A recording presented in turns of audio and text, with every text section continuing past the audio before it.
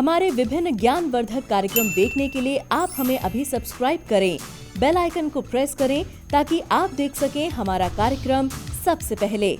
और अधिक जानकारी के लिए फेसबुक पेज को लाइक करना न भूलें। जय माँ इंद्राक्षी। इंद्राक्षी धाम में दर्शकों आप सभी का हम हार्दिक स्वागत करते हैं। आज के दिन जिन जातकों का जन्मदिवस है, मैरिज एनिवर्सरी है, उन सभी को हमारी तरफ से बहुत बहुत शुभकामनाएं। आज हम कुछ वास्तु से संबंधित आपको समझाने वाले हैं कि हमारे घर में कुछ चीज़ें कई बार ऐसी हो जाती हैं जिनका हमारे घर के वास्तु के ऊपर सीधा सीधा प्रभाव पड़ता है, शुभता में भी और अशुभता में भी। अब जैसे मकड़ी का जाला, इसको लेकर के लोगों के मन में एक बहुत बड़ा सवाल होता है, क्या वास्तव में मकड़ी का जाला घर में अशुभता प्रदान करता है? ऐसा ही कुछ तथ्य आज आपके सामने हम प्रकट करने वाले हैं। आइए पहले आज का हम पंचांग देख लेते हैं। 20 जनवरी सन 2022, दिन बृहस्पतिवार, माघ मास, कृष्ण पक्ष, संवत 2078, तिथि द्वितीया सुबह 8:08 के आसपास तक है। उसके बाद तृतीया तिथि उदय हो जाएगी।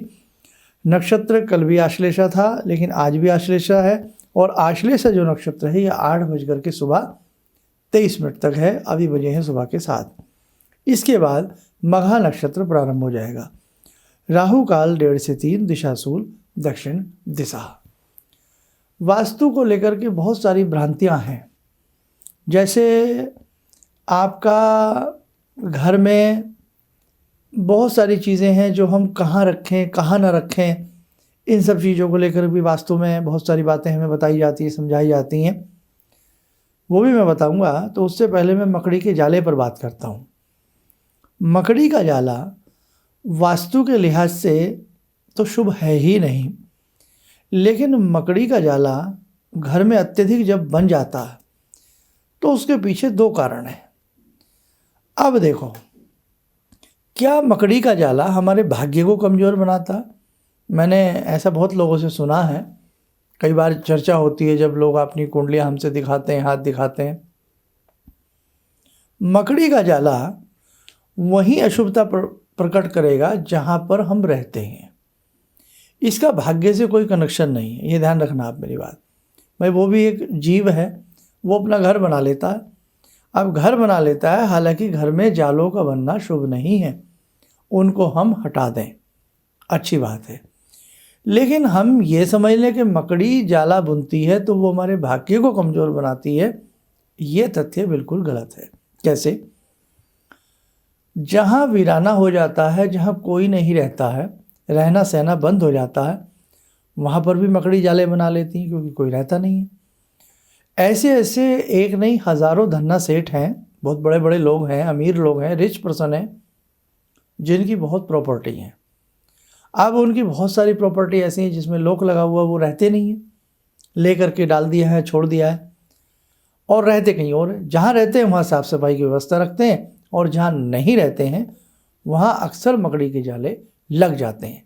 लेकिन भाग्य तो उनका कमज़ोर नहीं है, वो तो साहब बहुत फल फूल रहे हैं, एक के बाद दूसरी प्रॉपर्टी खरीद लेते हैं और कुछ खरीद लेते हैं।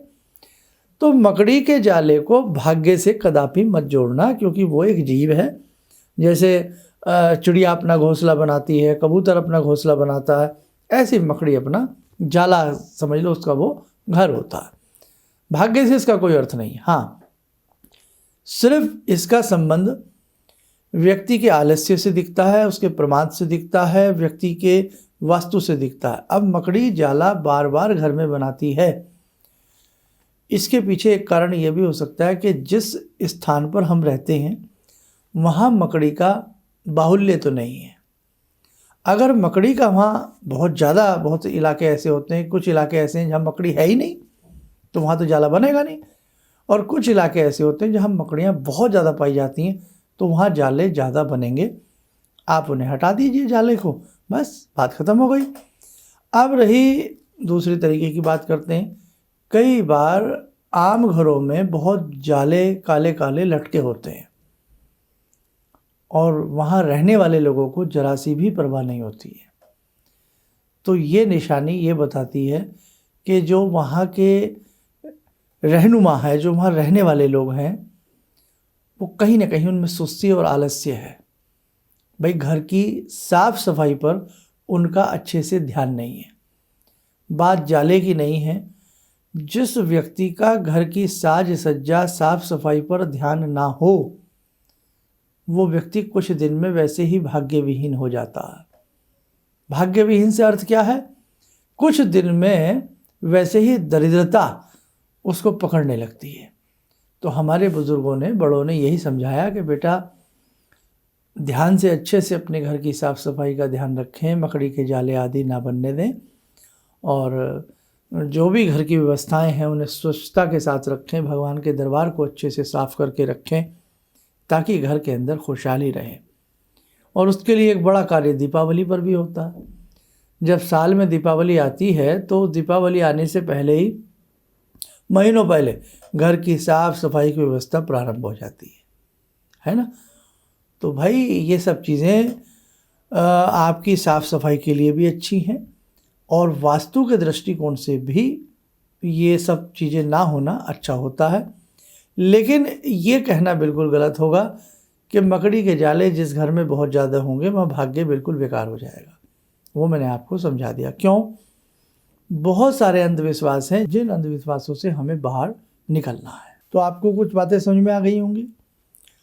अब इसमें हमेशा एक चीज़ और छोटी सी पॉइंट ध्यान रखना, डस्टबिन, जो घर में हम कूड़ा करकट रखने के लिए एक डिब्बा रख लेते हैं या एक स्थान बना लेते हैं, भूल कर भी पूर्व दिशा में डस्टबिन न रखें, और पूर्व दिशा में भी ईशान्य कोण में, नॉर्थ ईस्ट के कॉर्नर में कोई भी कूड़ा करकट का डिब्बा ना रखा जाए।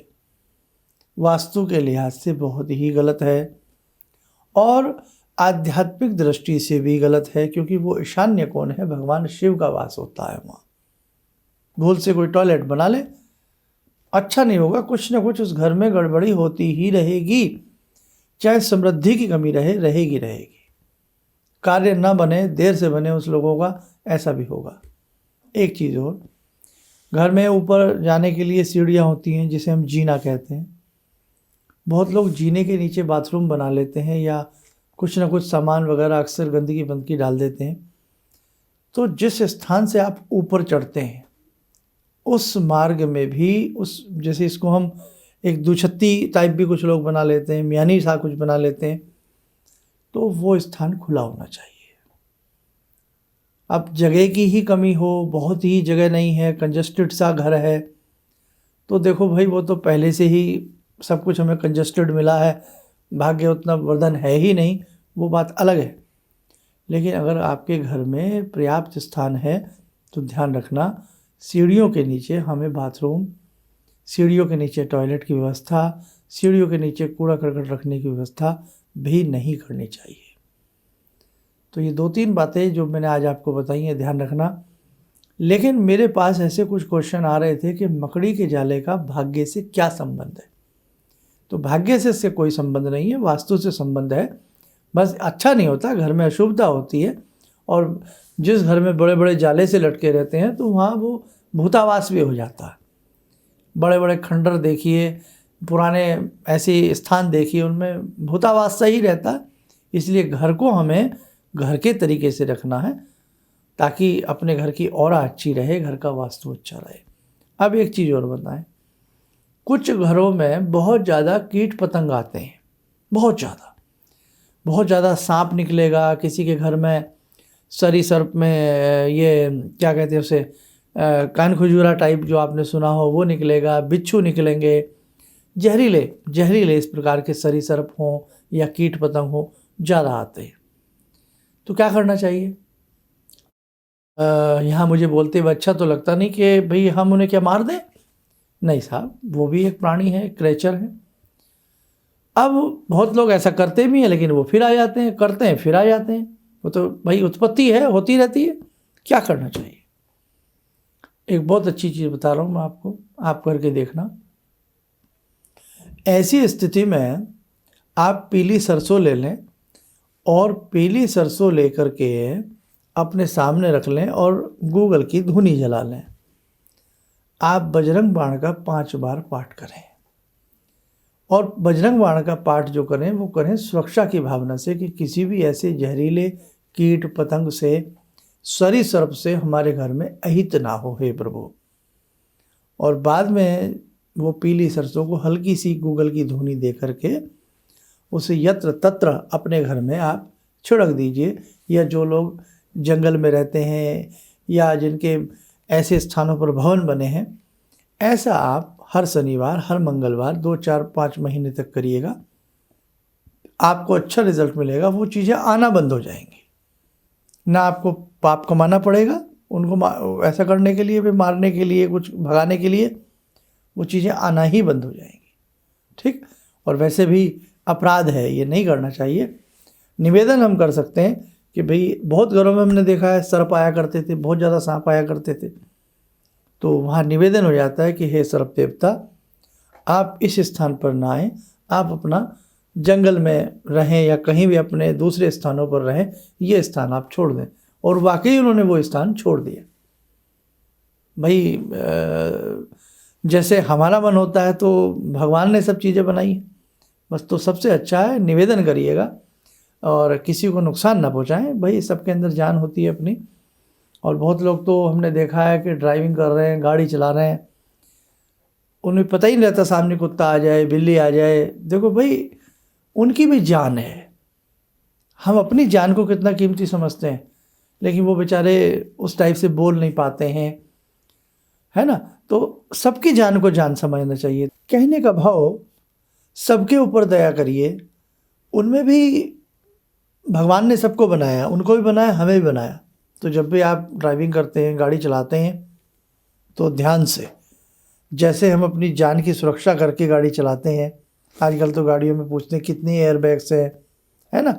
हमें भी अपनी जान प्यारी है, तो उनकी जान की कीमत को भी कीमत समझिए। गाड़ी चलाते समय अलर्ट रहिए, सावधान रहिए।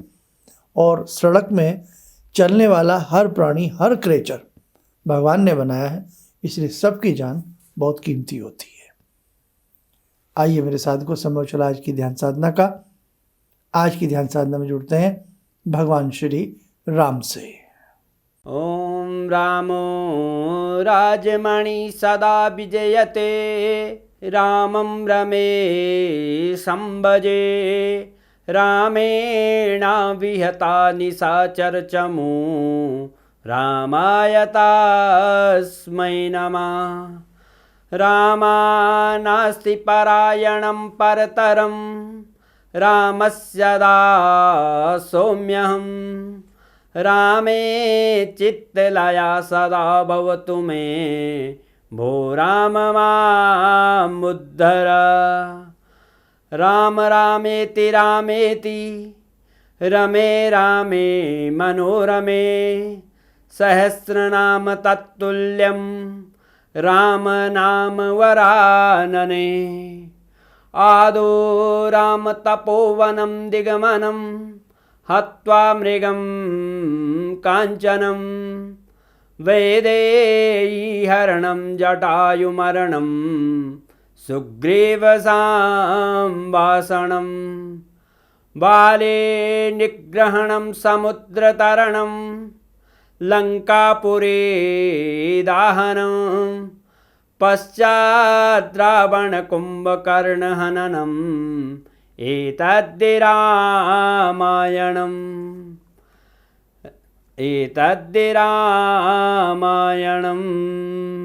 कवच बना लें, ध्यान करें, श्री राम जी का शुभ आशीष हम सबके ऊपर बरस रहा है।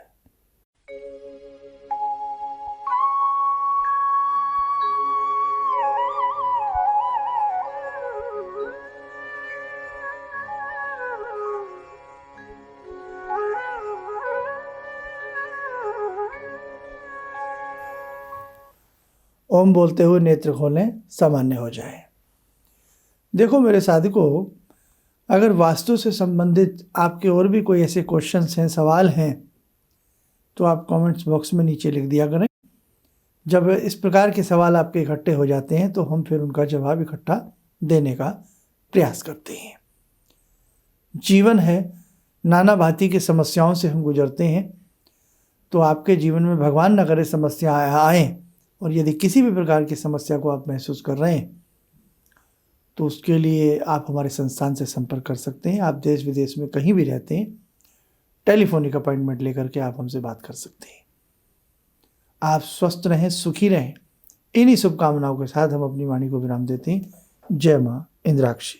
जिंदगी के इस प्रवाह में तमाम लोग डिप्रेशन के इस हालात से गुजर रहे हैं। सफलता असफलता अपनी जगह की बात है, लेकिन पता नहीं कितने सारे लोगों को इन्होंने डिप्रेशन से उबारा है, नया मोटिवेशन दिया है काम का। इनका जो एक अनुभव था कि एक मेरी बातें इनसे लगातार कभी कभार हो जाया करती हैं। एक दिन मेरी बात हो रही थी, अचानक इन्होंने प्रश्न किया कि क्या आपके यहाँ कौवे आ रहे हैं। मैं बहुत तेज चौंका। करीब 4-5 दिनों से कौवों का झुंड मेरे घर पे मंडरा था। तो मैं यही सोचने परेशान था, ये शुभ है अशुभ है, क्या चीज़ है। तो मैंने प्रश्न किया कि क्या मैंने आपको बताया कि मेरे घर में कौवे आ रहे हैं। कहने नहीं, मुझको दिखाई पड़ रहा है। तो कुछ तो अलौकिक है इनमें। दूसरा क्या, जो इनका उद्देश्य है, जब महाकुंभ में आए थे, मेरी इनसे वार्ता हुई तो मैंने इनका उद्देश्य जानना चाहा कि किस उद्देश्य के लिए आप काम कर रहे हैं। तो जो उद्देश्य उन्होंने मुझको बताया, मैं मन से इनके उद्देश्य के साथ जुड़ गया। इनके साथ तो जुड़ा था ही, अब इनके उद्देश्य के साथ भी हूँ मैं।